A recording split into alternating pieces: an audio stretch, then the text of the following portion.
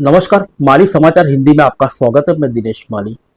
Burkina Faso में जिहादी हमला, 100 से अधिक लोगों की मौत, सैन्य अड्डे और जिबो शहर को बनाए निशाना। आइए जानते हैं विस्तार से।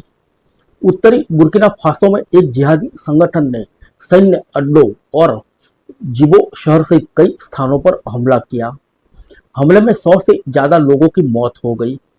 मर्दों वालों में ज्यादातर सैनिक थे। एक सहायता कर्मी और स्थानीय लोगों ने सोमवार स्थानीय समयानुसार को हमले की जानकारी दी।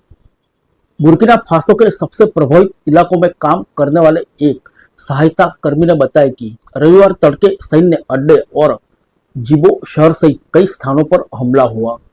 एक छात्र ने बताया कि इस हमले में उसके पिता की भी मौत हो गई। सुरक्षा के डर से नाम न बताने की शर्त पर यह बात कही। इस हमले की जिम्मेदारी अल कायदा से जुड़े जिहादी संगठन जमात नस्र अल इस्लाम वाल मुस्लिमीन ने ली, जिसे JNIM के नाम से भी जाना जाता है। यह संगठन साहिल इलाके में सक्रिय है।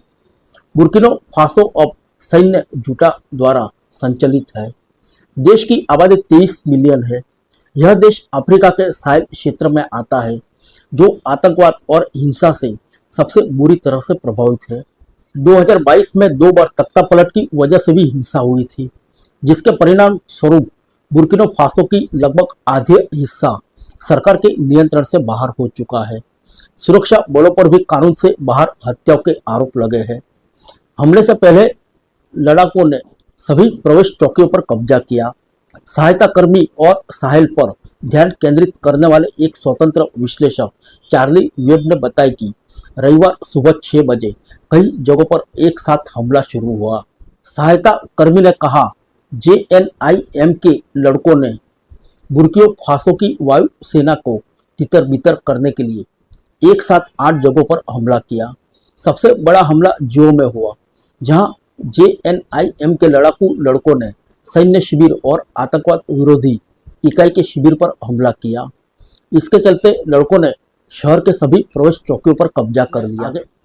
विश्लेषक वेब ने आगे कहा कि हमलावरों ने बुर्किना फासो की सेना से हवाई सहायता के बिना कई घंटों तक इलाके पर कब्जा करके रखा। हालांकि इससे पहले जिबो पर इसी जगह पर हुए हमलों में सुरक्षा बलों ने चरमपंथियों को पीछे खदेड़ दिया था।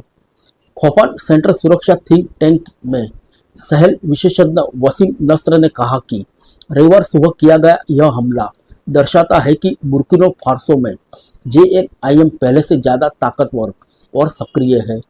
उन्होंने कहा कि जिबो जैसे शहर को निशाना बनाना इस बात का संकेत है कि अब यह संगठन देश के अंदर आसानी से घूम फिर सकता है।